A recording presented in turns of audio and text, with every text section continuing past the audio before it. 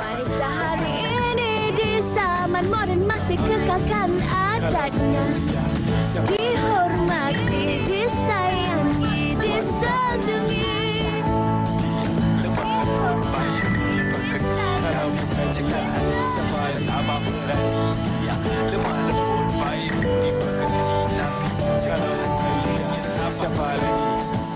Wanita hari ini. Hello. Selamat tengah hari. Kami kembali untuk menemani anda pada hari Rabu ini, 13 September. Apa khabar semua? Harapnya dalam keadaan yang sihat. Sihat saja dan anda akan bersama saya dan Fatin sepanjang 1 jam ini.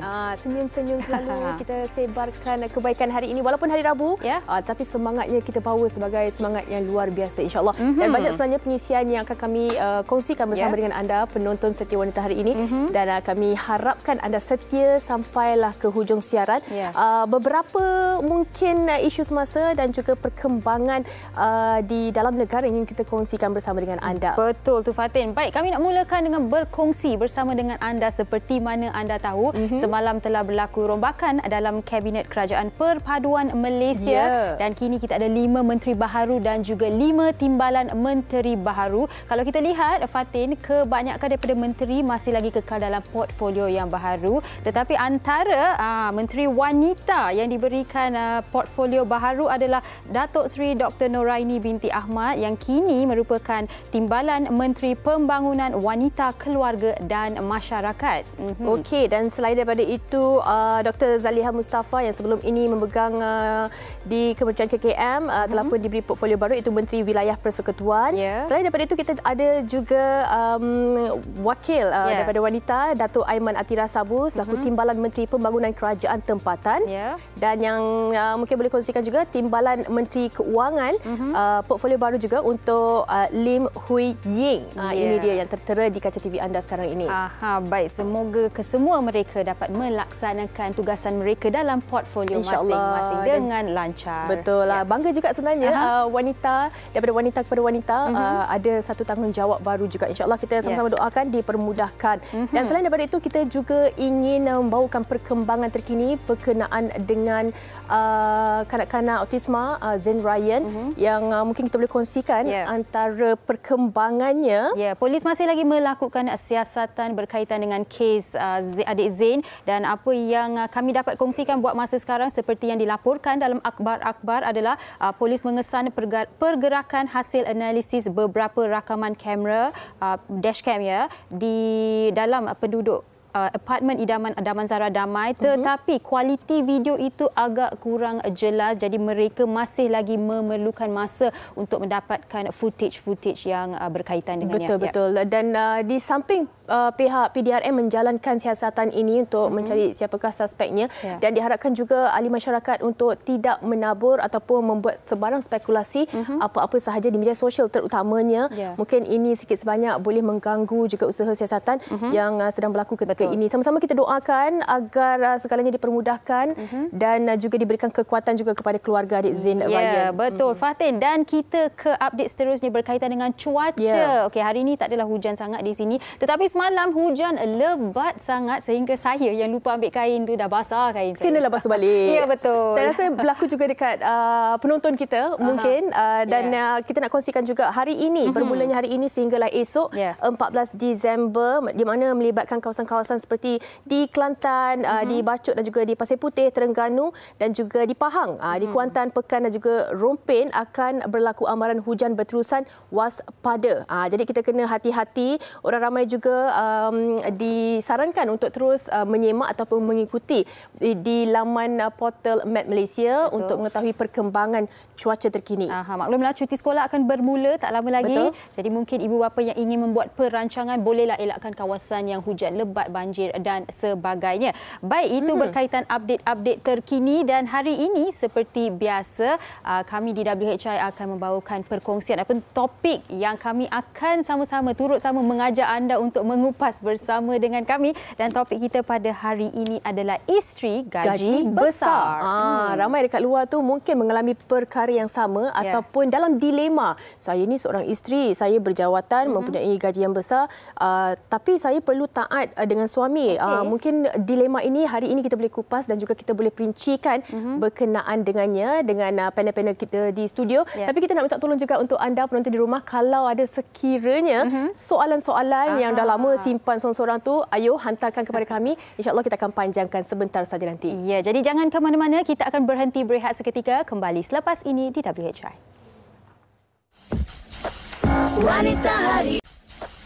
Wanita hari ini. Pernah tak lalu dekat FYP korang trend-trend yang perempuan yang buat macam kalau kahwin dengan saya dapat rumah free, dapat kereta free, gini. Perkahwinan ni tak semudah tu. Macam kita boleh provide everything dan settle masalah rumah tangga. Tak. Sebabnya dalam rumah tangga ni ujian setiap orang berbeza-beza. Especially kalau isteri bergaji lebih tinggi daripada suami. Isteri diuji bila dalam kesusahan, suami diuji waktu senang. Benda tu adalah real, bukan satu drama TV. Itulah yang menjadi masalah rumah tangga. Kebanyakan orang boleh bercerai-berai disebabkan masalah pengurusan keuangan ni. Serius ni, betul. Si suami ataupun bakal suami perlu berbincang dengan isteri berapa banyak yang dia boleh bagi dan apa sahaja yang dia nak cover. Contoh, nak bayar rumah, perbelanjaan groceries, bil api air dan sebagainya. Perkara ni perlu dibincang daripada awal supaya tidak berlaku dispute ataupun pertelingkahan di kemudian hari lah. Sebab kita maklumlah apabila isteri gaji besar, suami gaji lebih rendah, you nak kena nyatakan daripada awal-awal lagi supaya sama-sama boleh buat decision. Nombor 2, perlu ada perbincangan di antara suami isteri ataupun bakal suami isteri yang kategori macam gini. Si suami ni ada intention tak untuk dia nak meningkatkan taraf pendidikan dia ke ataupun tahap pekerjaan? Setuju? Tak setuju? Boleh kongsikan di Facebook kami. Tapi apa yang dikongsikan tu, saya selalu juga dengar isteri diuji bila dalam kesusahan dan suami pula diuji bila dalam kesenangan. Kira dari segi kerjaya ke wang ringgit dan sebagainya. Tak apa, kita bawakan di pentas wanita hari ini untuk kita kongsikan bersama dengan anda. Baik, kita bersama dengan dua orang tetamu kita. Di sebelah Fatin, Dr. Siti Aisyah Yahya selaku pensyarah Pusat Kajian Dakwah dan Kepimpinan Fakulti Pengajian Islam UKM. Terima kasih Dr. Siti Aisyah. Jumpa lagi, Doktor. Jumpa lagi. Okey, baik. Dan di sebelah Dr. Aisyah kita bersama dengan Dr. Ahmad Syamsuri Muhammad selaku pensyarah kanan Jabatan Psikologi Pendidikan dan Kaunseling Fakulti Pendidikan UM. Terima kasih Doktor turut bersama kami mewakili kaum lelaki, kaum Adam. Ya. Tadi persamaan. Takut 3-1. Takut ya. Kita menang kita orang kata seimbang. Dan apa yang mungkin boleh kita bukakan perbincangan kita hari ini, rata-rata daripada masyarakat kita mungkin dah lebih cakna berkenaan dengan ini, isteri bergaji lebih tinggi daripada pendapatan mereka, lebih tinggi daripada para suami. Tapi saya nak tanya kepada Dr. Aisyah, salah ke kalau kita bergaji lebih daripada suami? Okey Fatin, sebenarnya tak ada salah ataupun tak ada betul. Semua masing-masing punya, first kali masing-masing punya niat dan matlamat di awal perkahwinan, di awal pemilihan jodoh lagi. Contohlah macam mungkin kita bertiga dah kahwin ni kan. So daripada awal dah kahwin. Belum. Bertiga. Bertiga. Betul lah, bertiga. Dan kita pun perlu tahu jugalah di awal sebelum pemilihan lelaki untuk jadikan suami, apa niat kita. Okey, sebelum kahwin, kita sekarang ni memang serasa dah tak ada dah konsep kahwin tangkap muat. Konsep kahwin paksa dah tak ada dah kan. Macam kita jaranglah dengar. Mungkin ada tapi kes yang terpencil. So yang first kali kita tengok niat dan matlamat di kahwin. So of course permulaan untuk pemilihan lelaki bagi wanita lah. Saya membawa, saya bukan bias wanita tapi membawa pendapat sebagai wanita kan. Daripada kes-kes yang saya juga kaunselor berdaftar, yang mana kes-kes yang saya dapat permulaan tu orang kata jika kita memilih orang yang betul di awalnya, insya-Allah kita akan dapat kebahagiaan itu. Tetapi kalau kita memilih orang yang tak betul, daripada pepatah Melayu kata kan, daripada mata jatuh ke hati. So itu yang parahnya. So daripada mata jatuh ke hati tapi orang tu bukan orang yang betul. So dalam pemilihan suami isteri, terutama kita sebagai perempuan lah, untuk memilih suami kita kena tengok niat dan matlamat. Dan cuba kita balik kepada Islam. Kalau Islam, lelaki nak pilih isteri ada 4 perkara. Antaranya keturunan, kecantikan, harta dan agama. Tapi Rasulullah kata pilihlah yang beragama. Dan kalau untuk perempuan pula, kita perempuan kita bukannya tak apalah lelaki ni okey kot.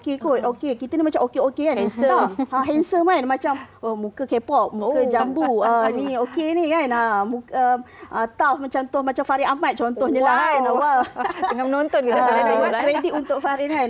So kita rasa macam okey, tapi tak, kalau dalam Islam ada dua perkara untuk pemilihan perempuan kepada lelaki, iaitu yang soleh dan yang berakhlak. Dan Rasulullah dalam satu hadis berpesan, jika didatangi oleh seorang lelaki yang soleh dan berakhlak tetapi perempuan itu tidak menerima pindangan itu, maka akan jadi kemungkaran. Dan satu lagi lah Fatin, ada satu lagi, boleh ataupun tidak kita tengok dari segi sekufu. Sekufu ni memang sangat-sangat penting. Sebab itu Islam kata okey, pilih yang sekufu. Contohlah kalau kita ni memang orang bangsawan, kita ni memang harta keturunan tak habis. Tapi kalau kita merelakan diri kita untuk kahwin dengan orang yang lebih rendah sikit daripada kita, bukanlah miskin kan, mungkin kurang pendapatan keluarga dia, tetapi kalau kita dah ada konsep redha, so it's okay. Tapi kalau kita still macam kalau kita tak nak, so kenapa kau nak kahwin kalau kau tak nak? Pilihan itu di tangan kita. Pilihan itu di tangan kita di permulaan lagi. Baik. Dan bercakap mengenai pemilihan jodoh, mungkin saya nak bertanya Dr. Syamsuri juga. Dr. Syamsuri, secara amnya lah kan, mungkin saya salah, tetapi apa yang saya lihat dan baca secara amnya, apabila seorang wanita mempunyai status yang lebih tinggi, termasuklah gaji yang lebih tinggi, bila nak cari jodoh tu susah. Kenapa kaum lelaki rasa terancam ataupun ego seorang lelaki sebegitu? Silakan doktor. Okey. Jadi ini isu yang biasa yang kita dengar sekarang lah kan, sebab kebanyakan kalau kita tengok pun tahap pendidikan wanita lebih tinggi. Kalau tengok dekat universiti memang ramai perempuan. Pukul 2 saya punya kelas nanti ke 40, perempuan lebih kurang 30, lelaki 10 je. Okey. Jadi apabila wanita-wanita yang berpendidikan, bila mereka berkerjaya, jadi mungkin setengah lelaki ada kerisauan ataupun takut untuk mendekati. Kerana mungkin ada setengah-setengah lelaki yang mungkin bergaji lebih kecil, merasakan saya kurang keyakinan diri, rasa rendah diri sebab naluri sebagai seorang lelaki, dan biasanya dalam agama, dalam budaya kita, lelaki adalah ketua keluarga yang perlu memberi nafkah, menyediakan keperluan rumah tangga dan sebagainya. Jadi apabila isteri bergaji lebih besar daripada suami, ini sedikit sebanyak memberi rasa rendah diri kepada suami, dan mungkin juga akan menyebabkan tekanan sebab lelaki akan cuba sedaya upaya untuk dapat gaji lebih tinggi, tapi kadang-kadang tak dapat. Jadi dia rasa mungkin tak berguna, kenapa susah sangat, rasa malu, tambah-tambah kalau ada makcik-makcik bawang yang mengata kan, lagilah stres. Baik, ini juga mungkin disebabkan social norm yang kita dah bina sejak kita kecil, mungkin? Ya, sebab dari kecil dah cakap awak ni lelaki, awak kena berikan kepada keluarga awak. Betul, kita nak berikan apa yang jadi terbaik. Lelaki selalu macam emosi lelaki pun jarang diberi perhatian. Lelaki selalu diberi tanggungjawab. Kalau kita tengok jabatan pembangunan wanita ada, jabatan pembangunan lelaki tak ada. Boleh kita usulkan mungkin lepas ni. Okey. Saya nak baca komen-komen daripada, kita baca satu dulu. Ini daripada DRCT Farhan. Gaji isteri lagi besar berbanding gaji suami. Habislah suami mesti jadi mangsa queen control. Okey. Ini salah satu persepsi juga sebenarnya. Bila saya kongsikan sedikit, ada juga rata-rata daripada yang dikongsikan yang mana kalau isteri gaji ni besar, dia akan cakap isteri lebih dominan. Tetapi saya bertanya kepada isteri ni, kenapa mungkin pendapat tu ada, dia kata kadang-kadang isteri gaji besar, isteri memerlukan bantuan dan juga peranan suami. Kalau dari segi keuangannya isteri, dari segi rumah, anak dan sebagainya, mungkin suami boleh ambil bantu jugalah. Dan merujuk kepada komen yang diberikan Farhan ni, boleh diterima ke doktor? Okey, bagi saya adalah sedikit sebanyak. Mungkin kalau kita buat statistik, kita buat kajian tu, mungkin adalah perempuan yang queen control. Tetapi kalau perempuan tu sendiri ada self awareness, perempuan tu sendiri sedar. Contohlah kalau kita bekerja besar pun dekat luar kan. Bila kita keluar daripada office, kita nak masuk kereta, so kita kena ingat, okey sekarang aku adalah isteri. So kita takkan bawa sifat bosi kita, sifat ketua kita kan. So bila kita keluar daripada office, kita ingat aku adalah isteri. So kita akan buat kerja tanggungjawab sebagai isteri. Dan bila dekat rumah pula, okey dekat rumah kita memang kena jalankan tanggungjawab sebagai isteri lah. Jangan pula bosi macam abang tolong lap, abang tolong lipat kain, tolong masak, tolong anak menangis kan. So itu yang dikatakan queen control.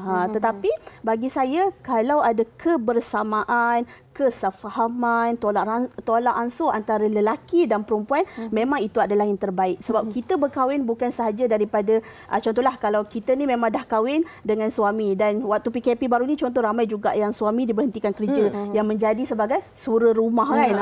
Sura rumah, bukan suri rumah, sura rumah. So itu bagi saya ialah satu ujian. Kedua, peranan perempuan itu sendiri. Mungkin kita kena tolak ansur. Okey, sebelum ni suami aku dah banyak dah bantu aku. Tapi sekarang ni why not aku pula yang bantu. Dan kita kena sedar diri, okey aku adalah sebagai isteri, dan kita kena tahu sebenarnya perempuan ni jauh daripada sudut hati ni perempuan doktor. Kita ni memerlukan lelaki untuk menjaga kita, untuk orang kata sebagai kawan hidup kita. Bukan saja kawan sebentar, tapi kawan hingga ke akhir hayat. Dan satu lagi, perempuan ni sangat suka dan dalam rumah tangga lah sebenarnya. Bila kita sama-sama balik kerja, tapi kita dapat suami yang tolong lipat kain, tolong jaga anak, tolong masak. So kita walaupun contohlah kalau gaji kita lebih besar daripada suami, kita tak kisah pun sebab itu adalah duit. Dan satu lagi dari segi kewangan lah, yang mana kalau perempuan tu dapat berkongsi tabung bersama-sama. Contohlah kewangan tu kan, tak adalah orang kata duit dia, duit aku, duit aku, duit aku.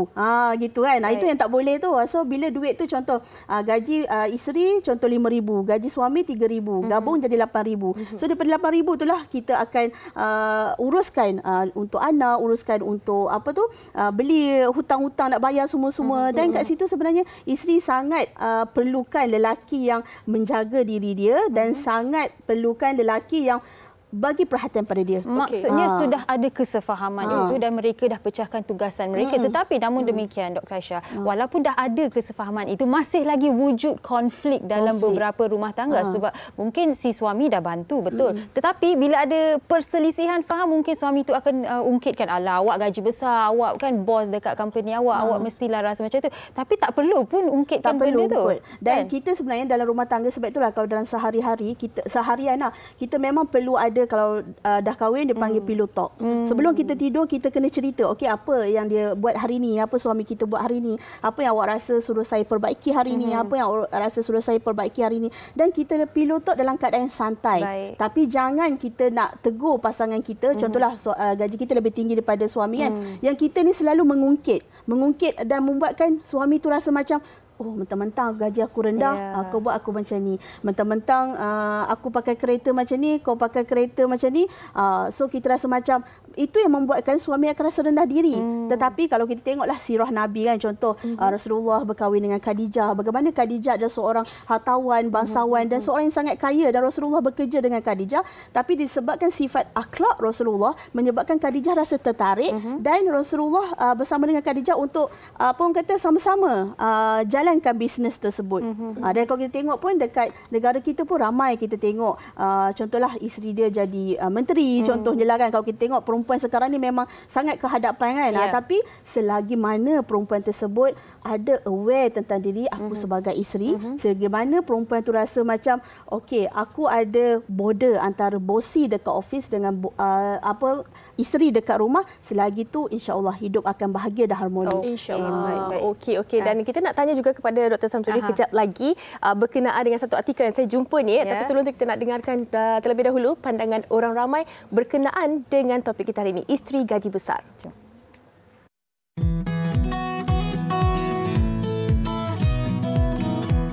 Bagi saya tak ada isu pun sebenarnya. Cuma di mata masyarakat dia akan orang akan pandang ada yang berlainan pandangan.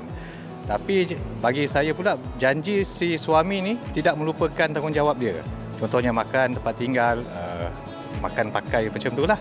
Walaupun si isteri ni gaji jauh lebih besar, Tapi si suami ni jangan lupakan tanggungjawab dia sebagai suami. Dia mula-mula okey untuk tahun pertama, tahun kedua. Rasanya lama kelamaan, ego seorang perempuan tu akan naik lebih daripada lelaki. So itu yang isu yang sangat besar. Rasanya memang akan tercabar. Especially saya akan rasa tercabar. Dan dalam zaman saya akan cuba serbaik mungkin untuk buat ekonomi saya lebih stabil daripada isteri saya. Benda ni tak jadi isu.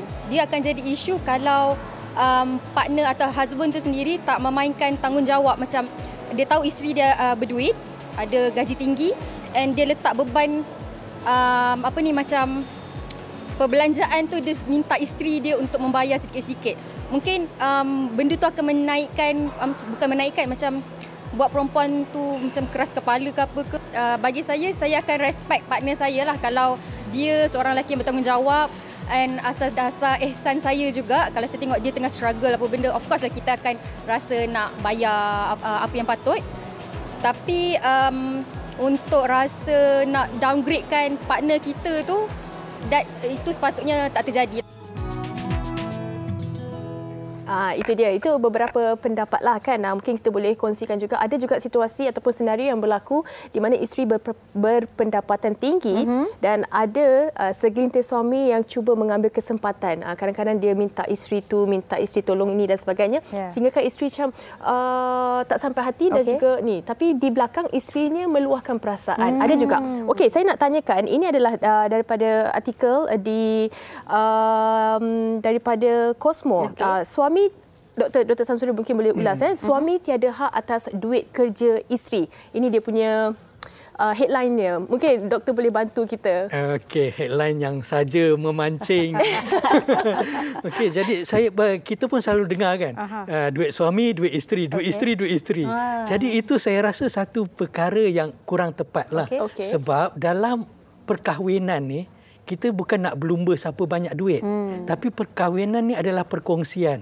Kita nak hidup sama-sama, nak bahagia. Jadi kalau kita asyik berlumba, okey ini aku punya tak boleh kongsi. Sebab kita selalu daripada kecil kita diajar berkongsi. Okey, kasih sayang pun kita kata nak kongsi kan. Jadi duit tak nak kongsi pula. Okey. Kasih sayang kongsi dua je, suami dan isteri, tak jangan orang lain. Okey. Jadi bila duit isteri, saya rasa yang paling baiknya adalah isteri perlu ihsan kepada suami untuk berkongsi beban tanggungjawab. Mungkin kalau suami lebih bergaji rendah, ada perkara-perkara yang perlu bantuan isteri, isteri perlu bantu. Kerana apabila isteri keluar bekerja, mungkin suami terpaksa memikul sebahagian beban tanggungjawab di rumah. Okey, kalau kita tengok, kalau gaji besar, biasanya dia datang dengan tanggungjawab yang besar. Okey, jadi sesetengah kerja rumah mungkin perlu dibantu oleh suami. Jadi patutlah seorang isteri itu berkongsilah sedikit, memberi ihsan wang gajinya untuk suami, kerana suami pun bukan guna untuk dia seorang, guna untuk anak-anak. Dan apabila suami bahagia, rumah tangga akan bahagia. Sejuk pula dengan doktor cakap. Tapi Dr. Syamsuri, tadi ada salah seorang berkongsi pendapat mengatakan yang wanita apabila dah banyak duit, kalau tak silap saya ayatnya saya tak ingatlah, tapi dah banyak duit, ego pun semakin besar. Betul ke? Yang itu saya rasa terpulang kepada keadaan keluarga tersebut. Sebab ego ni dia bukan develop tiba-tiba bila gaji besar.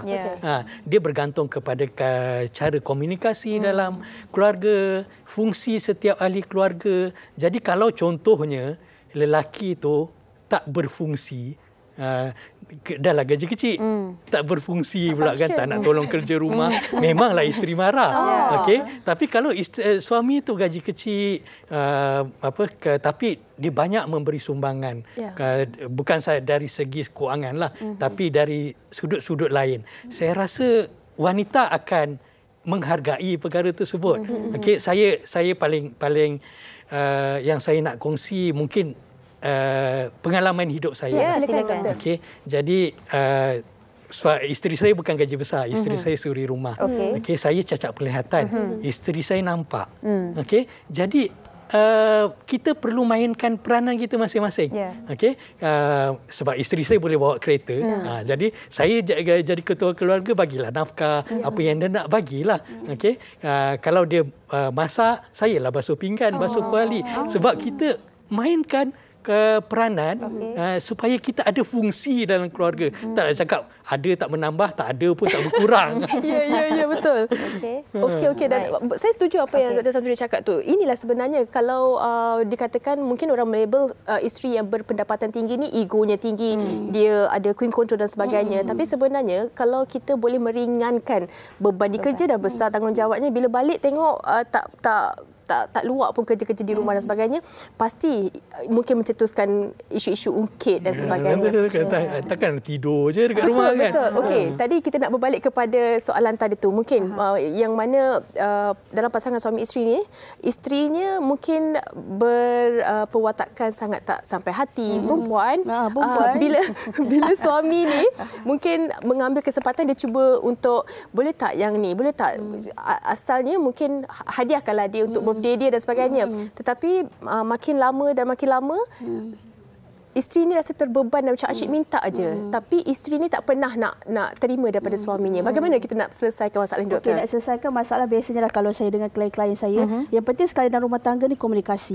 So komunikasi tu macam mana, hatta pun apa-apa pun masalah, kalau kita dapat komunikasi, kita cakap. Sebab perempuan ni selalu contoh tak puas hati, contohlah kalau isteri doktor pun kalau tak puas hati diam je kan. Mana tahu. Contohlah kalau dia suka bunga, dia cakap tengok jiran sebelah dapat bunga ataupun kawan sebelah dapat bunga kan. Kenapa aku tak dapat bunga? Lepas tu dekat status, tapi dia tak komunikasikan pada suami dia. So kita perempuan ni kena cakap. Kita kena cakap apa yang kita tak puas hati. Dan sekarang ni ramai sangat orang yang tak puas hati, okey, tulis kat media sosial. Tak puas hati, cakap dengan kawan baik. Boleh cakap dengan kawan baik, tapi kita juga kena komunikasi dengan suami kita. So bila kita komunikasi dengan suami kita, kita pun tak adalah sampai tahap lelaki ni akan seolah-olah macam kita pula pekerja dia untuk bekerja untuk dia kan. Dia dah suruh rumah, duduk kat rumah. Lepas tu semua everything tak nak buat, tapi kita yang bekerja letih apa semua dengan anak semua kita, tapi bila balik rumah dia memang orang kata tidur je kan, baring je kan. So memanglah perempuan akan sakit hati. Tapi di sini pokok pangkalnya kita kena komunikasi. Sebab itulah komunikasi ni memang sangat-sangat penting. Kalau kita tengok sekarang ni pun banyak sangat bengkel daripada dulu kalau tentang perkahwinan lah kan. Yang first kali memang komunikasi. So daripada komunikasi yang berkesan, dari itulah akan wujudnya keharmonian, kebahagiaan dan ketenangan. So contohlah kalau kita bergaduh dengan suami, kita tak luahkan, kita rasa sakit hati tak? Sakit hati macam orang kata bengang je kan, macam bengkak je hati kan. Lepas tu dia ingat suami faham kan? Lepas tu dia ingat suami dia faham. Tak boleh. So kita ni kena cakap. Marah anak. Kita marah anak. Orang kata apa? Pukul anak kan sebab kita nak suami kita faham, tak boleh. Kita kena cakap. Contoh kita kata, abang boleh tak tolong lepas anak macam ni, boleh tak tolong ni. So kita kena cakap lah. Bagi saya kalau ekonomi sekarang ni lah, kalau kita berbalik pada ekonomi sekarang ni, memang perempuan pun bak kata doktor tadi, memang ramai sangat yang dah berjaya. Hatta dekat IPT saya mengajar pun, kalau dalam kelas 70 perempuan, biasa lelaki 20. So mana lelaki kan? So dan perempuan ni memang sangat berperasaan bagi saya. Kalau dia dapat lelaki, banyak saya jumpa klien-klien saya ataupun klien-klien saya yang saya jumpa, dia memang duit banyak tapi dia ada satu kelompongan ataupun kekosongan, iaitu prihatin, kasih sayang. So dia duit dia semua ada. Okey, kalau suami nak tu semua boleh, tapi dalam hati dia ada kekurangan keprihatinan ataupun dia kurang kasih sayang. So sebab itulah kalau kita tengok dekat luar pun, kalau dalam perhubungan suami isteri pun, kalau dua-dua bekerja, dua-dua gaji besar kan, tapi ada kelompongan kat situ adalah kurang perhatian sesama antara each other, itu yang menyebabkan akan perceraian. Dan perceraian terjadi kenapa? Kerana tiada komunikasi dalam rumah tangga. Baik. Dan kalau kita lihat model klasik ekonomi rumah tangga, memang kita seringkali baca dan melihat, dan mungkin dalam agama pun mengatakan yang suami adalah ketua keluarga, harus memberikan nafkah, menguruskan keluarga dan sebagainya. Tetapi saya rasa ramai juga dalam masa kini di mana suami adalah seorang sura rumah, isteri yang keluar bekerja dan harmoni. Pada masa yang sama, ada isteri yang menganggap mungkin setahun, 2-3 tahun dah okey, boleh. Tapi dah lebih 5 tahun, dah hampir 10 tahun, rasa macam suami aku ni dah terlalu selesa ke? Kenapa bagi dah saya macam sendiri tu? kan satu je perempuan ni. Contohlah dalam sebulan, 2 bulan, setahun, 2 tahun dia okey. Sebab tak ada makcik bawang, tak ada keluarga belah perempuan dia yang mencocok dia. Contoh orang akan kata, kau okey ke? Kau kerja, suami duduk kat rumah, kau okey ke? So kita ni bila orang tanya, kita okey. Tapi bila orang tanya macam, awak okey ke? Awak okey ke? Tu yang kita rasa macam, kenapa orang tanya ni? Aku ni tak okey ke? So di situlah peranan, tolonglah hentikan makcik-makcik bawang ni bertanya-tanya pada benda yang tak perlu. Kalau tanya apa khabar, sihat hari ni, okey bekerja. So it's okay. Ini macam makcik tengok suami dah setahun dekat rumah. Lama tak bekerja, tengok saya tak kereta pernah ada suami je. makcik. So saya rasa peranan orang luar. So peranan orang luar ni sangat memberi kesan kepada rumah tangga dan banyak kalau kes perceraian ke, banyak kes terjadi doktor kan disebabkan mulut-mulut orang luar. So pasangan berdua tu okey je, tapi disebabkan mulut-mulut jahat orang luar ni yang bertanya membuatkan diorang tak okey, ditambah pula diorang berdua ni tak ada komunikasi yang berkesan.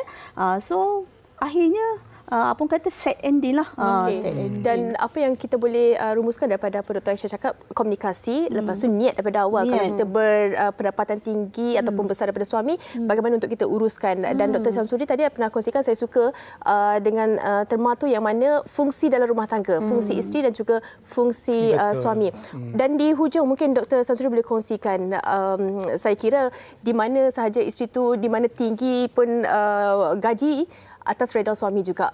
Kalau mungkin suami tak meredakan, dia mungkin takkan cemerlang seperti itu. Kata-kata akhir daripada doktor. Jadi seperti yang saya katakan tadi, dalam rumah tangga ini adalah perkongsian, bukan perlumbaan.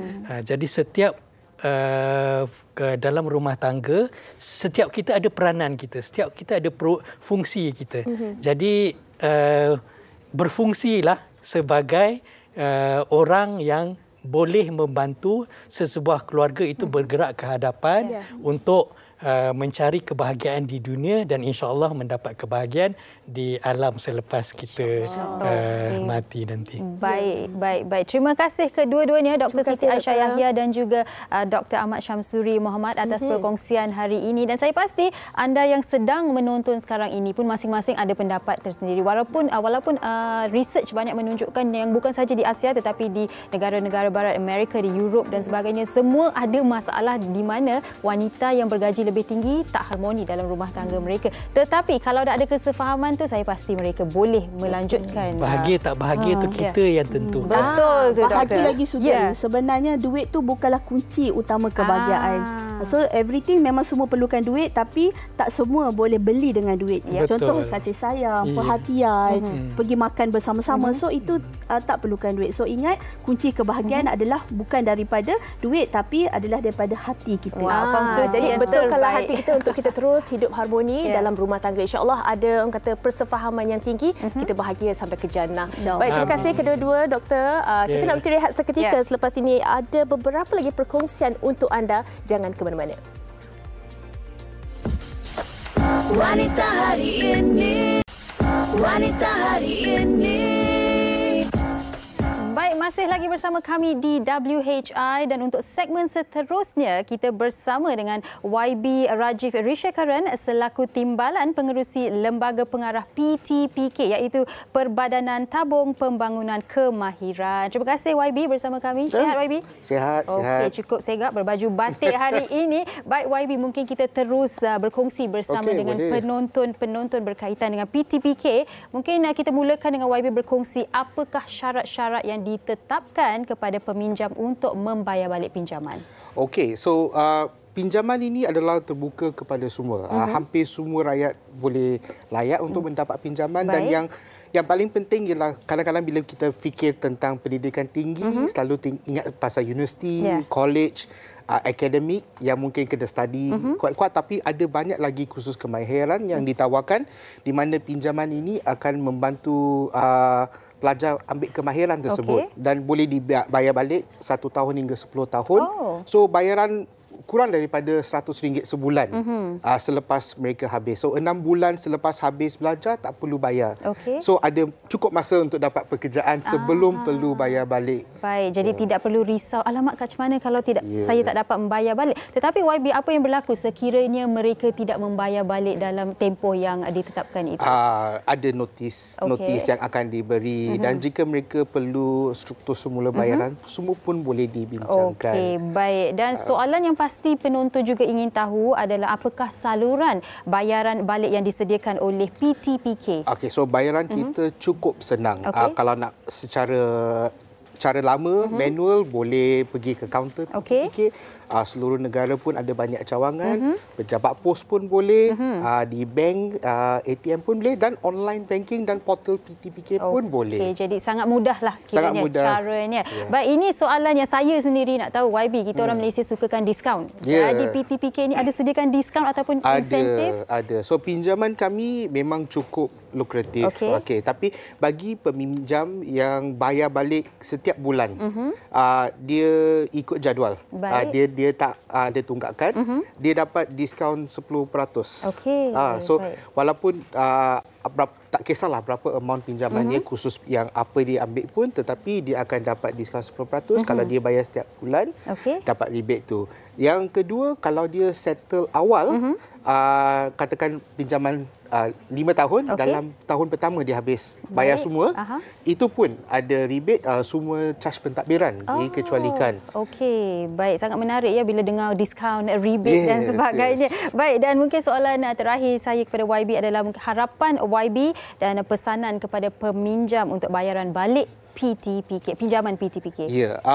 Pinjaman ini adalah fasiliti sebab kursus-kursus kemahiran ini cukup banyak daripada pendidikan kanak-kanak, kemahiran teknikal seperti elektronik, aircon, kenderaan dan sebagainya.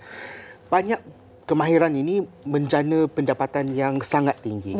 Dan buat masa ini pinjaman wanita lebih kurang 40% daripada semua peminjam. Tapi saya harap boleh naik lagi. At least 50-50. Jadi saya nak galakkan semua rakyat Malaysia di luar sana yang mungkin bidang akademik itu tak berapa minat. Kalau nak study engineering, doktor dan sebagainya kurang minat, consider ambil kemahiran. Ambil kemahiran, ada beratus-ratus kursus kemahiran. Boleh pergi ke laman PTPK, boleh nampak semua college dan semua jenis kursus yang ada, dan untuk masuk college tersebut tak payah nak keluar modal sendiri sebab ada pinjaman. Pinjaman ini pun bila bayar balik pun ada diskaun, ada rebate dan sebagainya. Jadi peluang untuk menjana pendapatan yang lebih tinggi ada untuk semua rakyat Malaysia. Okey, baik, terbaik YB. Terima kasih banyak-banyak YB Rajiv Arishekaran, dan anda bolehlah layari laman web PTPK dan dapatkan info lebih lanjut di sana. Terima kasih sekali lagi YB, dan selepas ini Fatin akan bersama dengan pengarah filem yang akan keluar tak lama lagi, iaitu filem Anak Perjanjian Syaitan 2. Jadi apa kata kita saksikan dahulu teaser ini?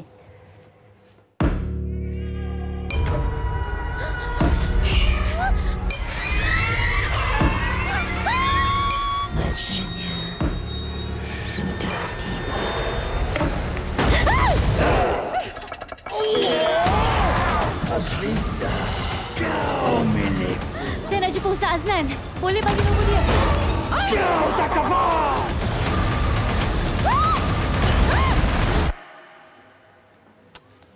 Tenang. Belum lagi, mungkin menunggu anda di Pawagam pada 4 Januari nanti. Tapi kita nak bawakan selaku pengarah juga penerbit bagi filem Anak Perjanjian Syaitan serta yang tadi kita kongsikan tadi. Tidak lain tidak bukan Dr. Ahmad Idham Ahmad Nazri. Apa khabar, Doktor? Alhamdulillah, baik. Wow, kita melihat kepada feedback walaupun dikeluarkan trailernya sahaja. Bagaimana untuk beberapa hari dah ni? Saya bersyukur kerana sambutan trailer amat merangsangkan. Hari ini kalau kita kira dia punya total dah reach 2 over million viewers. Tahniah. Alhamdulillah, satu benda yang saya tak sangka. for my comeback selepas 4 tahun tak buat filem. Dan juga filem ini telah diberikan penghormatan oleh Jawatan Kuasa Wajib Tayang menjadi pembuka filem blockbuster untuk tahun 2024. Mesti ada special kan? Nak tahu specialnya kita nantikan. Tapi saya tertarik juga nak tanyakan kepada doktor kan. Ini sebenarnya doktor bijak juga menilai antara trend filem-filem masa kini. Bagaimana agaknya filem untuk Anak Perjanjian Syaitan 2 ni mendapat inspirasi dan juga barisan pelakonnya juga luar biasa. Kita main grade A je sekarang. So sebenarnya apa yang inspired saya untuk Anak Perjanjian Syaitan 2 ni ialah kita ada yang buat yang first one di mana ibu dia telah melakukan satu hubungan sulit dengan seorang pengamal ilmu hitam, terlahirnya anak itu. So sebenarnya macam anak luar nikah lah. Tanpa mengetahui bahawa kita ni kalau apa perjanjian dengan benda-benda yang halus ni sebenarnya dia akan ada dia punya impact. So impact tu bukan pada ibu dia, pada anak dia. Dan jaga masa panjang. Ya. Jadi anak ini dilahirkan tidak sempurna. Cantuman benih yang tidak sempurna. Jadi apa yang berlaku ialah rohani dia tidak akan stabil. Jadi bagaimana dia nak ubat? Ini bukan cerita tentang sihir, tentang kena santau, kenapa kan, tapi ini lebih kepada saya nak mencari diri saya. Saya nak betulkan diri saya. Dan sekarang mungkin anak muda sekarang trend-trend dia lebih kepada mungkin mental health issue, anxiety, sampai ada yang nak membunuh diri lah apa semua kerana yang diorang tak kaji lah mungkinkah itu isu rohani tu. Jadi rohani ni apa yang kita perlu buat? Kita kena dekat dengan Allah. So itulah gist filem saya. Jangan banyak-banyak. Itu mungkin antara yang kita nak kongsikan hari ini. Tapi untuk barisan pelakonnya, bagaimana? Apa pemilihan tu dari segi apa? Watak Azlinda, dia memang saya nampak Ika Farhana kerana seorang gadis yang mula umur 21 tahun telah dikacau dengan pelbagai gangguan-gangguan mistik yang mana dia mencari kenapa benda itu berlaku. Dan dia tahu bahawa kejadian dia tidak sempurna kerana cantuman benih ibu dia. So Ika memang sesuai. Alif, saya memang nak dia sebab selepas saya berlakon dengan dia dalam bukan sekadar lafaz tu, saya nampak Alif ni ada satu talent yang orang tak nampak talent dia mengaji itu amat sedap merdu suara dia. Jadi dalam cerita ni kita mengetengahkan ayat ruqyah yang akan dibaca oleh Alif. Jadi pawagan-pawagan akan diruqyahkan oleh Alif. Jadi Alif pula hari ni selepas dia balik dari haji ni saya nampak karakter dia tu, saya kata Alif you have to transform to become seorang ustaz muda. Dan kena pula hari ni dengan dia punya inisiatif geng subuh macam Jumaat ni, saya kata macam Allah ya Allah. Kebetulan benda ni semua kebetulan macam ni adalah satu benda yang kata telah disusun. Jadi insya-Allah dan macam Fasha pun saya nampak seorang pelakon yang hebat untuk memegang watak sebagai Ustazah Jamilah yang handle dengan Azizah Mazan sebuah pusat tahfiz untuk anak-anak gadis yatim piatu. Dan apa yang mungkin kelainan untuk yang pertama dan juga Anak Perjanjian Syaitan yang pertama dan yang nombor 2 ini bakal ditayangkan? Kedua ni sebenarnya disambung daripada satu kejadian pada anak dia yang lahir. Kerana satu tu cerita bila mak dia lahirkan anak dia, mak dia meninggal. Kerana itulah perjanjian dia dengan benda-benda mistik ni memang tak elok lah. So jadi anak ni dibesarkan oleh bapa dia yang hari-hari tengok anak dia bahawa engkau bukan anak aku, tapi aku kena besarkan kau.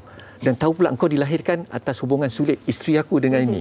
So how do you want to solve this matter? Ini kejadian pasal diri, ini pasal rohani dia. So kejadian dia itu yang tidak sempurna. So jadi saya kupas isu kejadian manusia itu yang tidak sempurna di dalam filem Anak Perjanjian Syaitan. Baik. Dan apa pula harapan Dr. Ahmad Idham untuk karya terbaru selepas kemunculan kembali selepas 4 tahun kepada penonton mungkin? Saya dah challenge diri saya untuk bawa satu lagi level untuk filem seram di Malaysia ke arah Islamic horror. So Anak Perjanjian Syaitan 2 ni akan memberi satu lagi membuka lagi satu minda masyarakat untuk menyelami kejadian-kejadian mistik dan kejadian yang dikatakan diri dalam diri dan mengenal diri itu adalah mengenal Allah juga. So itulah. Dan adakah ada perjanjian anak filem Anak Perjanjian Syaitan 3, Doktor? Ending dia kita dah bagi ruang. Tapi penentu je lah penonton di luar sana. Kena tengok dulu lah. Support daripada diorang akan penentu untuk kita lebih berkarya lah dan kita sambung lagi insya-Allah. Bila tayangannya bermula? 4 Januari 2024 menjadi pembuka tirai tahun 2024 alhamdulillah. Dan kita ada sasarannya lah. Insya-Allah. Baik. Semoga berjaya. Semoga dengan karya terbaru ini mungkin memberikan sedikit orang kata manfaat juga kepada penonton-penonton. Jangan lupa saksikan pada 4 tayangan awalnya pada 4 Januari nanti filem Anak Perjanjian Syaitan 2. Pengarah juga penerbitnya Dr. Ahmad Idham Ahmad Nazri. Terima kasih Doktor kerana bersama dengan wanita hari ini. InsyaAllah kita juga akan pergi tengok sama-sama. Dan untuk penonton kita nak berehat seketika kembali selepas ini. Maha mencintai setiap hambanya, namun kitalah yang memilih murka ataupun cintanya. Terbuka wanita hari Dan kembali lagi bersama kami di Wanita hari ini. Ada sesuatu.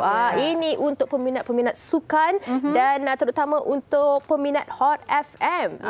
Hot FM versus JDT yang mana dah sedia nak tengok perlawanan bola sepak di antara radio nombor 1 tim Backpast Hot dengan klub bola sepak nombor 1 Malaysia tim JDT.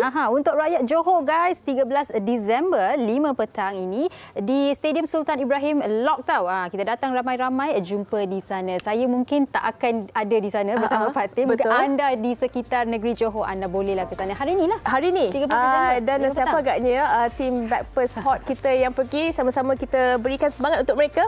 Susahlah nak cakap nak sokong yang mana satu ni. Betul kan? Rasa bersalah pula kalau tak support tim Hot Backpast kan. 13 Disember, okey. Dan jangan lupalah untuk hantarkan juga kata-kata semangat di Backpast Hot. Baik. Okey, Fatin, ini komen-komen yang saya sempat baca tadi. Daripada Farhanah Abdullah, dia kata, kenapa Sugi kata 13 September? Betul ke saya cakap 13 September? Rasanya tadi saya tak bangun lagi, Farhanah. Sekarang dah bangun. Wake up Sugi. Dah wake up dah. Okey, tapi saya pun pernah macam tu juga. Dia yakin tu nombor 1. Dan ada juga daripada Thursday esok Atuk ada buat rawatan susulan di HUKM Ceras. Doakan Atuk dimudahkan segala urusan. Amin insya-Allah. Kita sama-sama doakan semoga sihat dan juga dipermudahkanlah urusan untuk esok kan. Atuk sentiasa bertanya khabar dan berkongsi komen-komen kisah hidup Atuk dengan nenek dan sebagainya. Terima kasih Atuk. Baik, dan sampai di sini saja.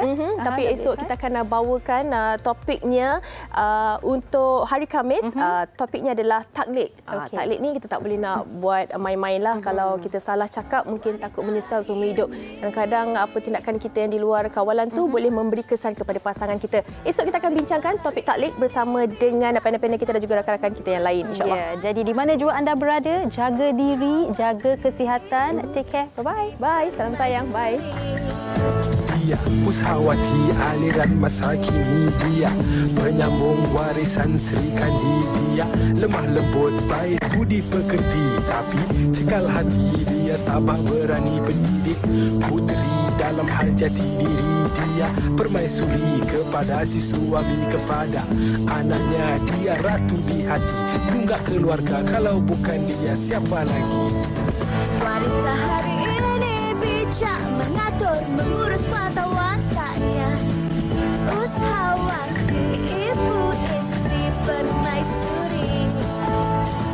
Wanita hari ini di zaman modern masih kekalkan adatnya. Dihormati, disayangi, disanjungi. Dia Pusawati aliran masa kini. Dia penyambung warisan Sri Kandi. Dia lemah lembut baik budi pekerti, tapi cekal hati dia tabah berani pendidik puteri dalam hal jati diri. Dia permaisuri kepada si suami, kepada anaknya dia ratu di hati. Tunggak keluarga, kalau bukan dia siapa lagi? Wanita hari ini bijak mengatur mengurus mata wataknya. Ushawati ibu istri permaisuri. Wanita hari ini di zaman modern masih kekalkan adatnya. Dihormati, disayang.